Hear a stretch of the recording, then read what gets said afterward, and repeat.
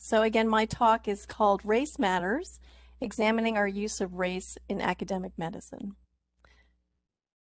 So I have no financial disclosures, but I actually wanted to start with an acknowledgement, really a thank you to Dr. Serena Schrager. So she really inspired me to bring you this work. I had the privilege of being invited by her to serve on the advisory council for this special issue of the Wisconsin Medical Journal called The Impact of Race and Racism on Health.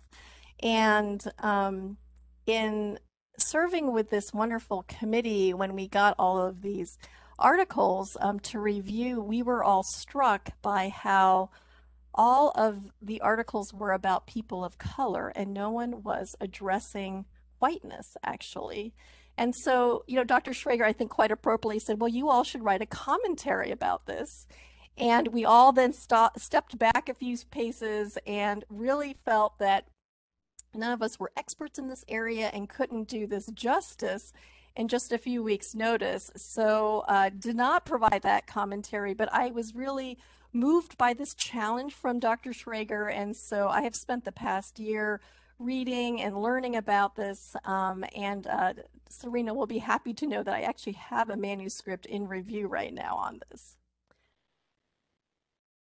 So the objectives today will be, I will attempt to briefly describe the historical sociopolitical construction of race, unpack how our use of race affects our learners, research subjects, and patients, and reframe how race matters. So let's first start by trying to define race. So Merriam-Webster will say it's a category of humankind that shares certain distinctive physical traits.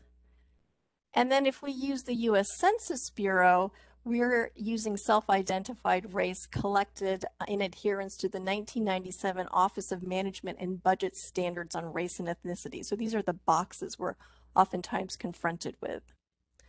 But the best definition that I think I've found is from the National Museum of African American History and Culture. And they say it is a human-invented shorthand term to describe and categorize people into various social groups based on characteristics like skin color, physical features, and genetic heredity. Race, while not a valid biological concept, is a real social construction that gives or declines benefits and privileges. So one of the preeminent experts in this field is Dr. Kamara Jones, who is a family physician and former president of the American Public Health Association. And what I love what she does is she talks about the arbitrariness of race. So she says here that this assigned race varies among countries. For example, in the United States, I am clearly labeled Black, while in Brazil, I would be just as clearly labeled white, and in South Africa, I would be clearly labeled colored. It is likely that if I stayed long enough in any one of these settings, my health profile would become that of the group to which I had been assigned, even though I would have the same genetic endowment in all three settings. And then, in fact, the piece I did write for this special issue of the Wisconsin Medical Journal was an essay that I wrote with some other diversity and inclusion advocates who are a group that I've been working with over at the School of Medicine and Public Health. And we decided to sort of adopt these monikers of being, it just so happened we were a Black woman, a brown woman, a white woman, and I decided to say that I was the yellow woman in the group, which is obviously provocative and intentionally so. Again, I was trying to sort of get at what Dr. Jones was saying about the arbitrariness of race. So, am I Asian? Am I yellow? To me, it's somewhat of a throwaway term. And then as we speak about race, I feel I should just briefly mention ethnicity. So if you look at the Wikipedia definition for ethnicity, they would say it's a grouping of people who identify with each other on the basis of shared attributes that distinguish them from other groups, such as a common set of traditions, ancestry, language, history, society, culture, nation, religion, or social treatment within their residing area. So if I was asked to identify my race based on the US Census, I would check the box Asian. if asked in this way my ethnicity, I would be checking the box non-Hispanic. But if I were to describe myself culturally by my ethnicity, I used to actually say Korean American.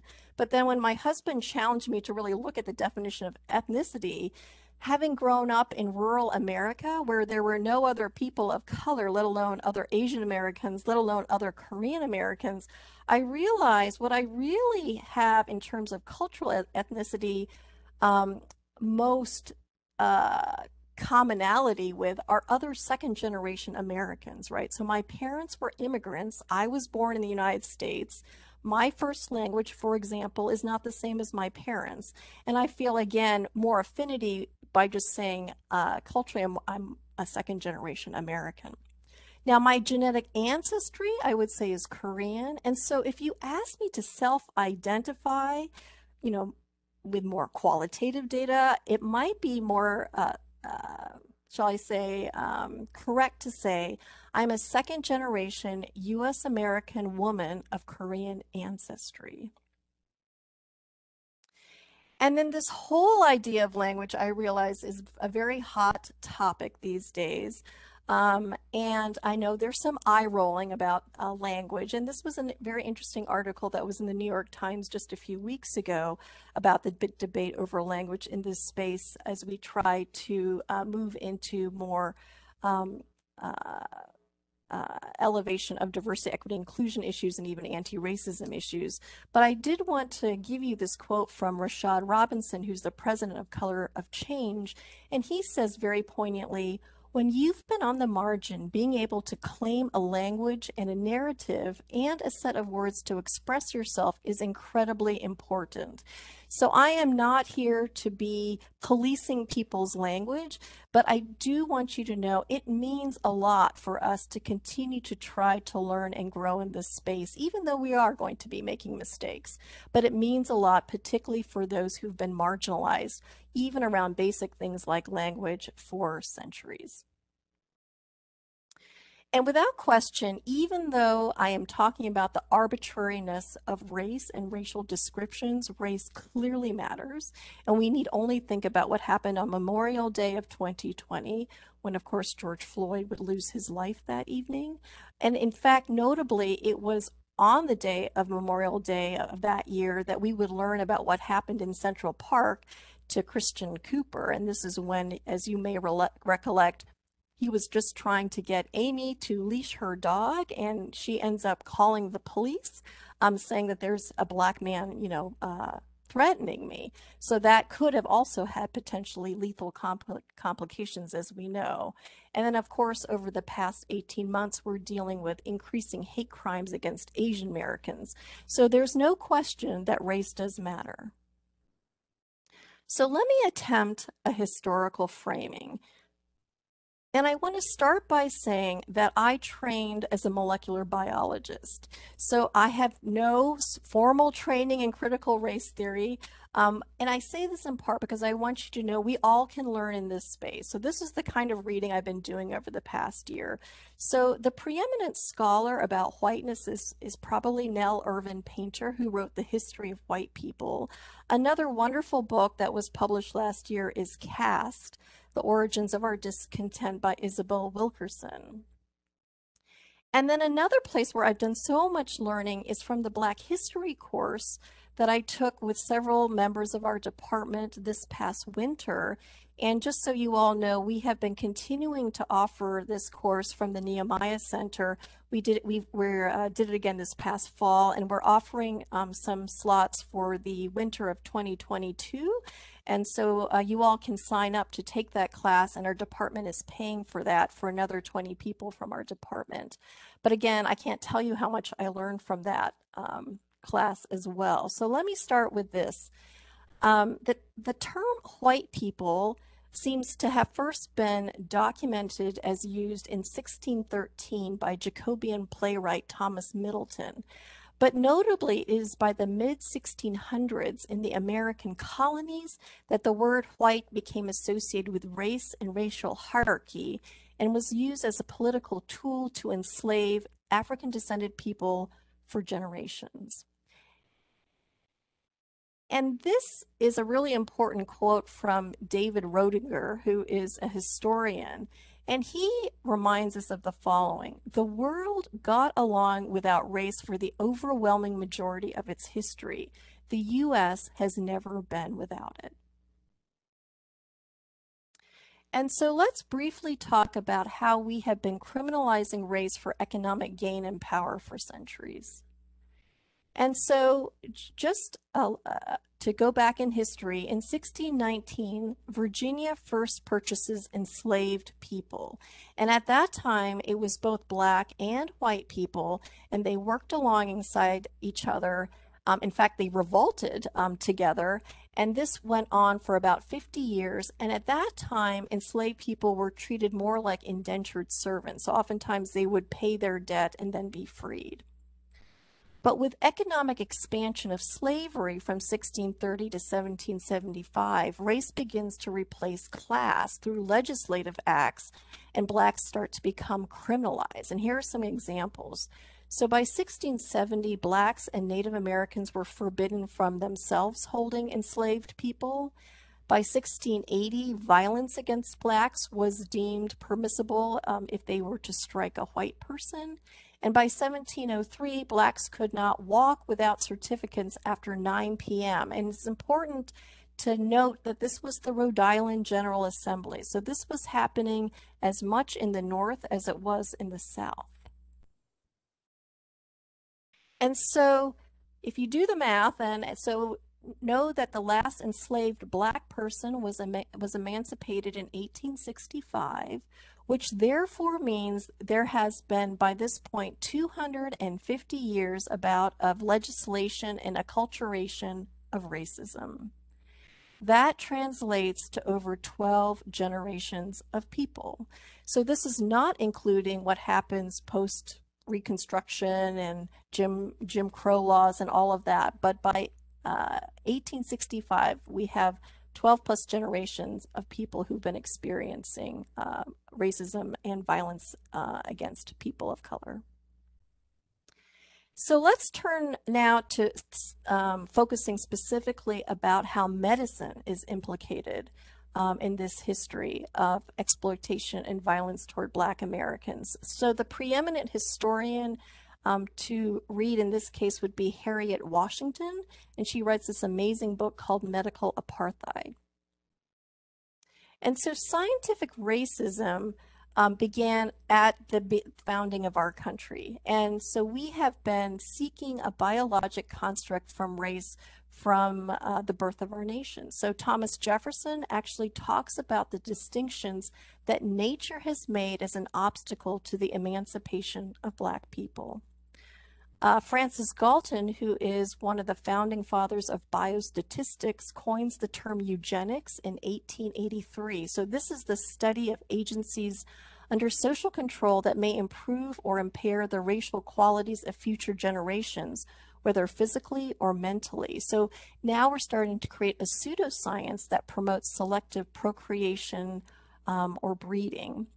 And then we're really then starting to focus scientific racism ultimately to prove inferiority by race. And so even this sort of was at the height by the turn of the 20th century. And so it was in 1910 that Charles Davenport, who's an American biologist, founds the Eugenic Records Office. And for me, this is important because 1910 is a very important year for those of us who practice medicine. That was when the landmark document called the Flexner Report, which is really the basis for which academic modern medicine is based, was also produced in that same year of 1910. So again, that was produced in the height of the eugenics movement. So U.S. medicine has a very long history with our white supremacy history. They go hand in hand as we've been trying to racialize disease as biologic. So Benjamin Rush, back in 1790, was talking about how Blackness was a kind of leprosy when he was teaching to other medical students. These two articles show how eugenics was being promoted in medicine. So Haven Emerson wrote about this at Columbia University, which is my alma mater, back in the 1930s. And this article is from Nature from, again, 1938. And then I found this certificate, which is also from 1921, and this was given for meritorious exhibits around eugenics. But I think it's just really poignant to understand how people were viewing eugenics. So eugenics, as you can see, has roots in genetics, anthropology, biology, sociology, and it is felt that this was the pinnacle of what all these other sciences was aspiring toward. And then there's a really deep connection between eugenics and public health. So Lombardo did some really beautiful writing about this, and he reminds us that the three fields that were really emerging at the turn of the 20th century were public health, genetics, and eugenics. And public health and eugenics basically were calling for governmental action.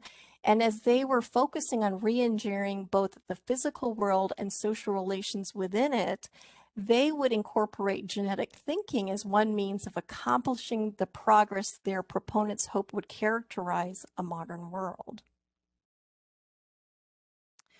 And then by the 1930s, this is what is happening. So by the time that Hitler rose to power, the United States was not just a country with racism, it was the leading jurisdiction, so much so that even Nazi Germany looked to America for inspiration.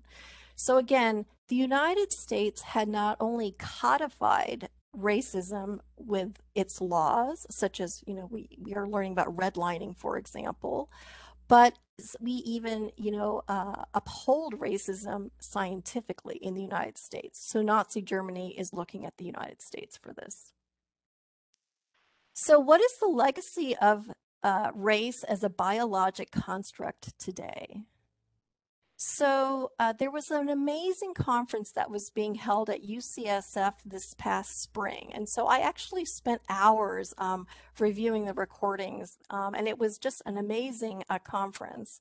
So I'm going to share with you some of what I learned there. So their plenary speaker was appropriately Dorothy Roberts, who is, again, one of the preeminent scholars in this area. And so she is a legal scholar at the University of Pennsylvania and has this amazing TED Talk that I encourage you to watch about the problem with race-based medicine. And she says how she was enrolling in a study and was asked to self-identify what her race was, and that there were boxes put in front of her. And she said, well, you're giving me black, white, and she said, well, but my father was white, my mother was black, and they were like, well, just put however you self-identified. And she was shocked because she thought this is very unscientific. So this moved her to write about it. So in Fatal Invention, she says, race is not a biological category that naturally produces health disparities because of genetic differences. Race is a political category that has staggering biological consequences because of the impact of social inequality on people's health. And then we may think that this is something from our distant past. Well, it's not. And so as recently as 2005, the FDA was approving a cardiac medication for African Americans called Bidal. And there was an sort of uprise of or outcry when this was happening. And so not only was this questioned because of it was purporting as though this race is biologic, but furthermore, this was actually financial exploitation of Black Americans because, in fact, they just took two very inexpensive generic medications and turned it into this fancy combination pill with a fancy or with a high price tag. And so there's been a lot of really fabulous writing in this space over the past year. And so I wanted to make sure that you all knew of this very important article in the New England Journal of Medicine, which is really about how we have been continuing to use race correction in clinical algorithms.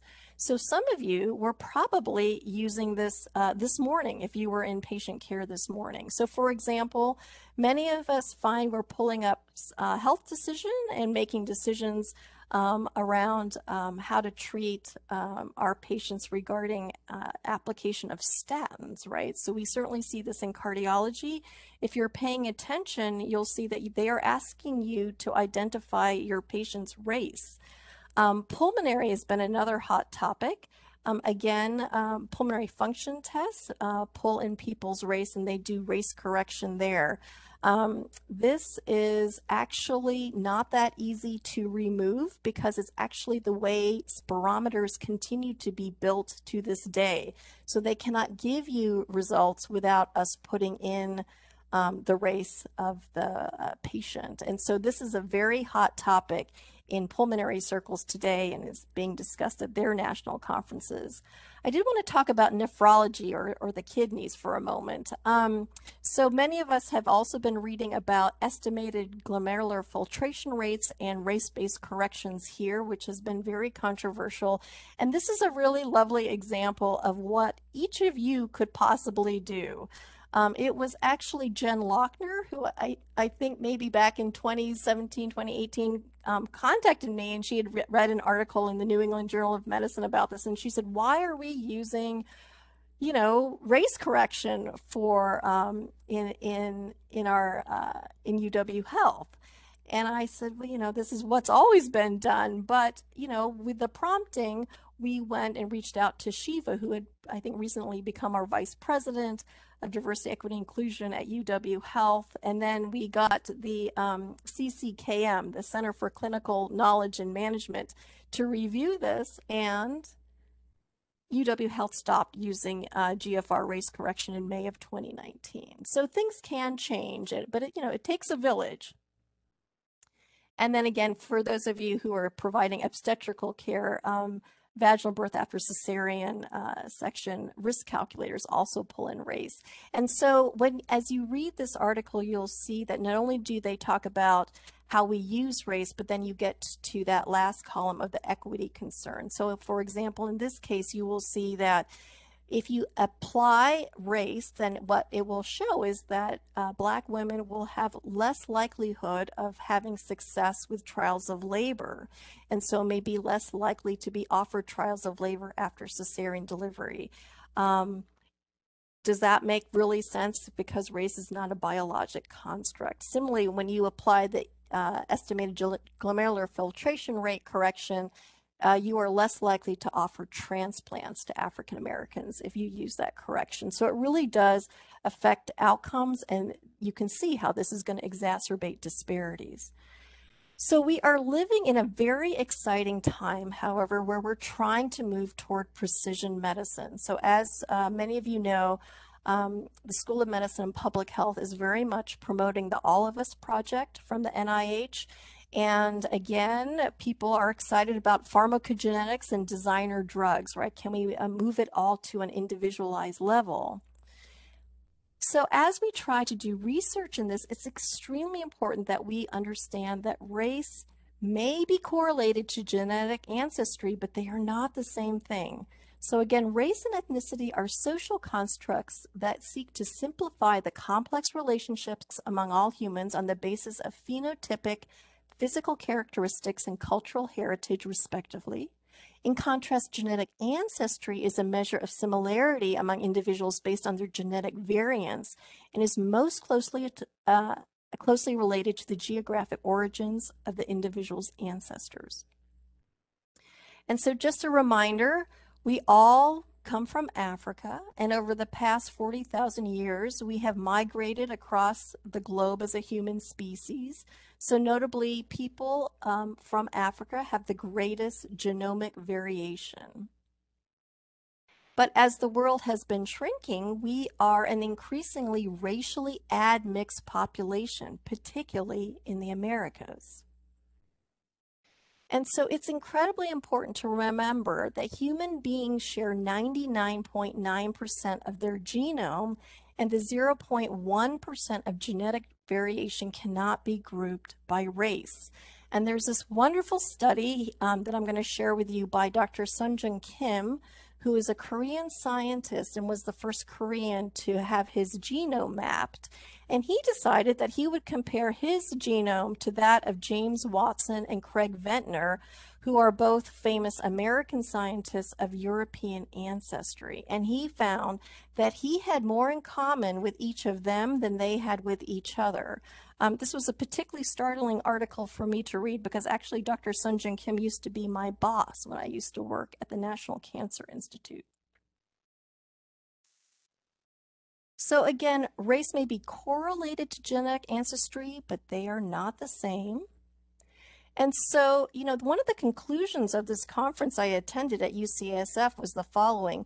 Race and ethnicity are better predictors of social determinants of health, such as exposure to racism, while ancestry is a better predictor of genotype. So here's the problems with the current research. We are using race as a crude marker for genetic ancestry and as predictive tools. So Dr. Michelle Albert, who is the president-elect of the American Heart Association, articulates the following. So surrogate biomarkers must have analytic validation, which relates to reliability of the marker. They should have quantification, which relates to the strength of the marker along the course of a disease. And they should have utilization of the context in which the marker is useful. And she clearly states race has none of these things. We also are not adequately capturing socioeconomic status or the lived experience well in current research. And we don't use enough longitudinal or multidimensional data sets looking at exposures over a lifetime. And then this is a study where they actually are looking at our obsession with race and ethnicity. So we actually throw that into our research a lot. So when they did a review of PubMed search under race or ethnicity, they found something like almost 519,000 items.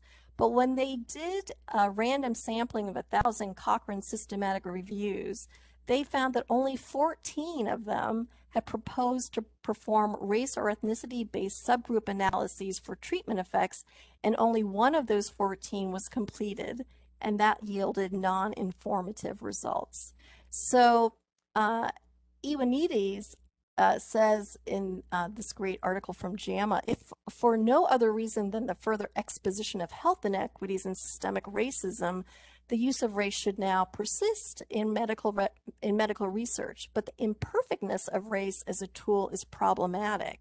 And so I will further paraphrase that what he's saying here is that, we still need to look at race and ethnicity for descriptive analysis or understanding of the world as it is today. But we certainly don't want to be applying race and ethnicity when it comes to actual design of interventions. And so other problems with current genomic research, 96% of genomic studies are of people of European descent, but these people only make up 12% of the global population. So really, we've done a very poor job studying the continuum of the human population. So we do need to recruit based on race because we do need diverse ancestry in genetic studies, but because of our legacy of racism, this is incredibly tricky. And then again, this study just came out this year from the Robert Wood Johnson Foundation, yet again showing that African Americans continue to feel significant discrimination in the healthcare system. So again, very challenging for people doing research in this space because understandably, many people of color do not trust the healthcare system and our legacy of white supremacy. And then just to say more clearly, how do we define racism? I'm going to turn back to Dr. Kamara Jones again.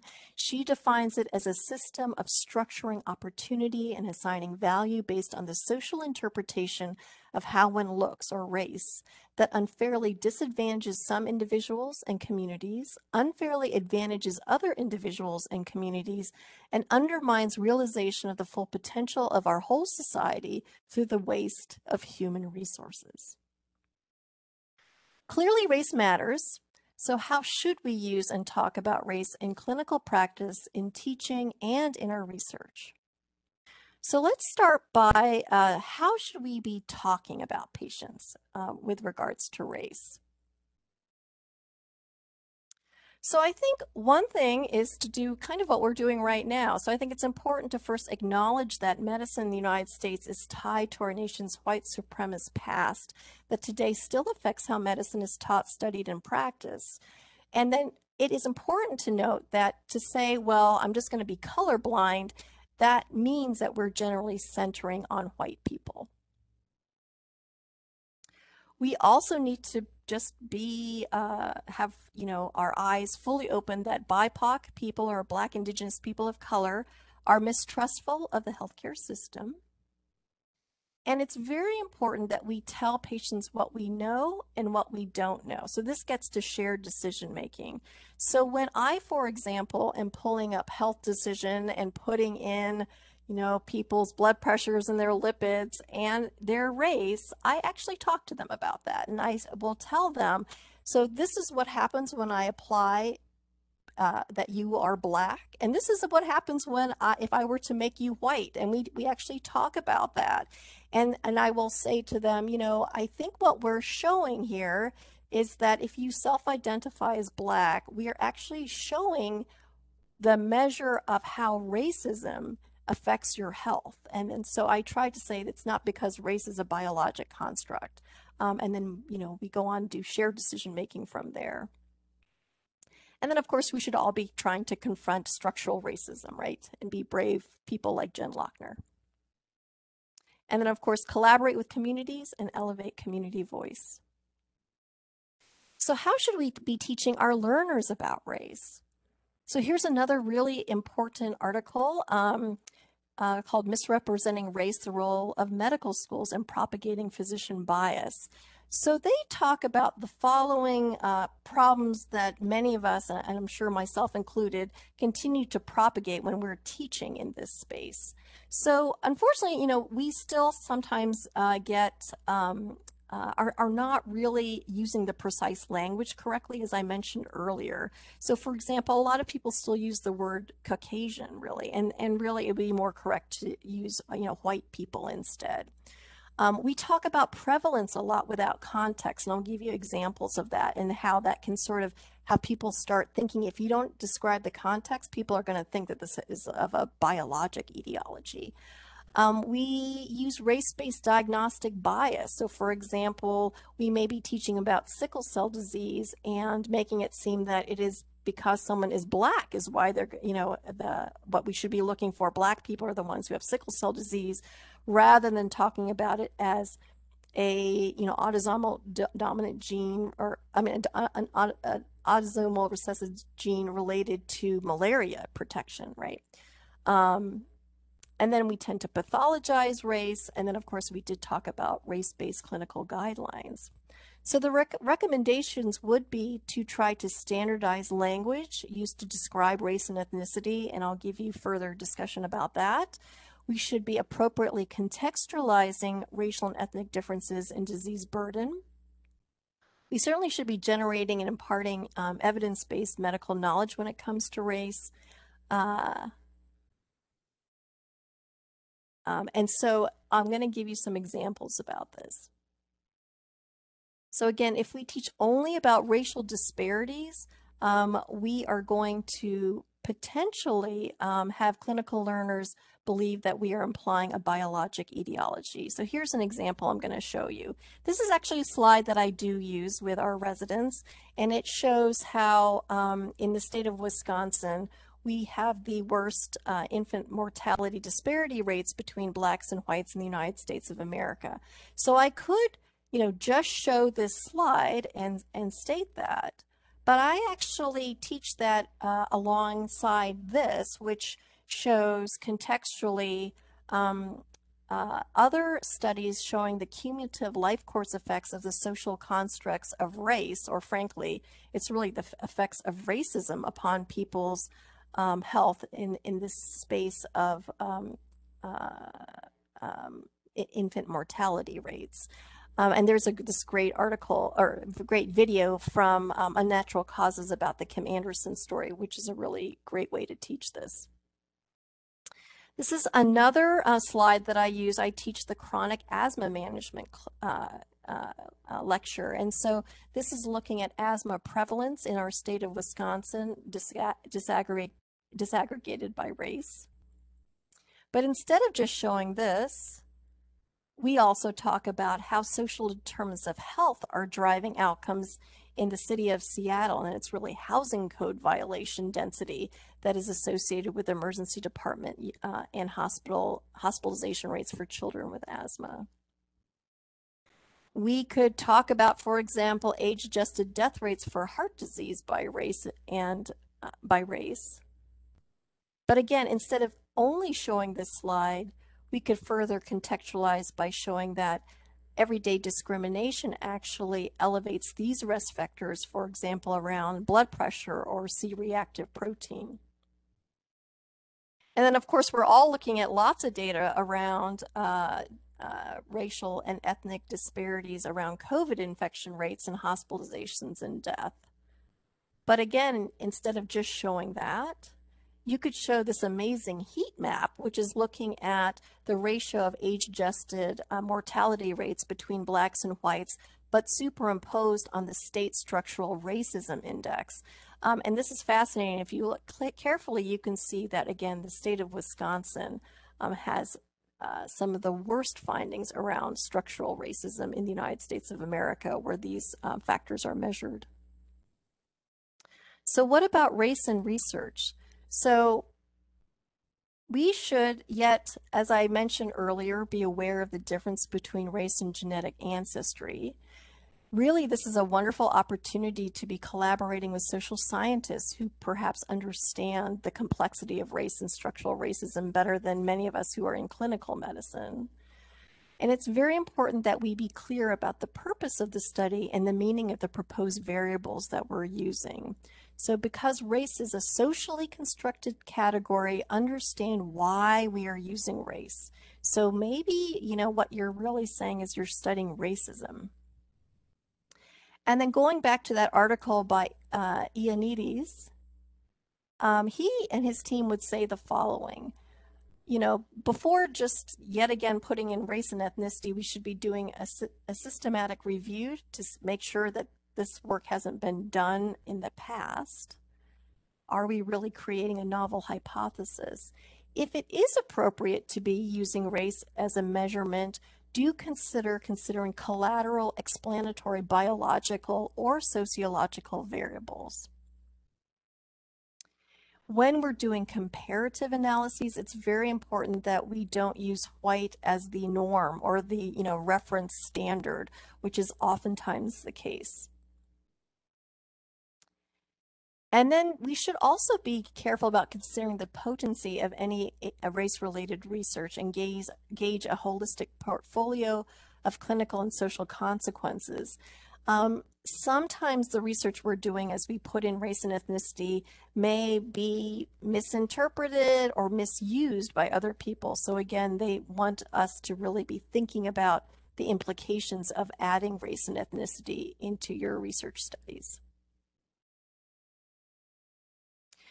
And then this article is really important for all of us, whether we're doing research or even, I think, those of us who are doing teaching, to really make sure that we are using the most up-to-date language when it comes to race and ethnicity. And so again, I shared with you how I would love to be able to describe myself in a research study, though usually I'm confronted with boxes. And so here are just a few things to think about. In the methods section, it's really important to not only describe what are the categories we're going to be using, but to really be very clear about who is identifying race and ethnicity. Is it the patient? Is it being observed by an investigator, etc.? Think again, as I mentioned before, why we're collecting race and ethnicity data. Sometimes you have to be honest and just say, my funding agency requires me to collect this. And then the what is important. So there's actually increasing encouragement that we don't use the category of other, which is felt to be pejorative. And so to be as specific as possible, and ideally if you can hone into geographic data, you should, and this is where it would be appropriate to talk about Caucasians if you're studying people from the Caucasus. And they also encourage us to be listing race and ethnicity in alphabetical order. Again, not centering on whiteness. And of course, we should be reporting on race and ethnicity if we're going to be collecting that. Other considerations I just wanted to mention quickly. Currently, the recommendation is we use the term race and ethnicity and not use that slash. It is encouraged we do not use the word minority anymore as a noun. And to really talk about racial and ethnic minority individuals. So similarly, we wouldn't talk about the disabled, we talk about disabled individuals. It is acceptable to use minoritized, however, as an adjective. And again, avoiding the other if you can. And then actually, it's also encouraged that we no longer use race and ethnic terms as nouns. So we don't talk about Blacks, but we should be talking about Black participants. Consider, again, describing specific geographic origin if appropriate. And then when using race, ethnicities, and tribes, we are to be capitalizing those. Another really great article that is worth reading is this one by Sardana in the Lancet, and it talks about how we should be moving from race-based medicine to race-conscious medicine. And so as you read this, you will see that if we stay within this race-based medicine space, we will continue to be talking about racial health inequities for yet another century. So we will never really be able to move past that unless we move toward race conscious medicine, where we're really talking about what are the effects of structural racism, how should we be teaching that, and what can we do to overcome that. It is only when you move into race conscious medicine that we can really start talking, we can really start moving language and talk toward health equity. So in summary, I hope that we will continue to keep learning about the history of race and racism and consider how it shapes your own work and identities today. Think about opportunities to talk about race intentionally as a social construct with patients, learners, colleagues, and leaders, and help move academic medicine to race-conscious, anti-racist clinical care, teaching, and research. And I'm going to leave you with this last quote, which I do think actually summarizes this entire talk. So this comes from Ta-Nehisi Coates. And he says, race is the child of racism, not the father. So thank you.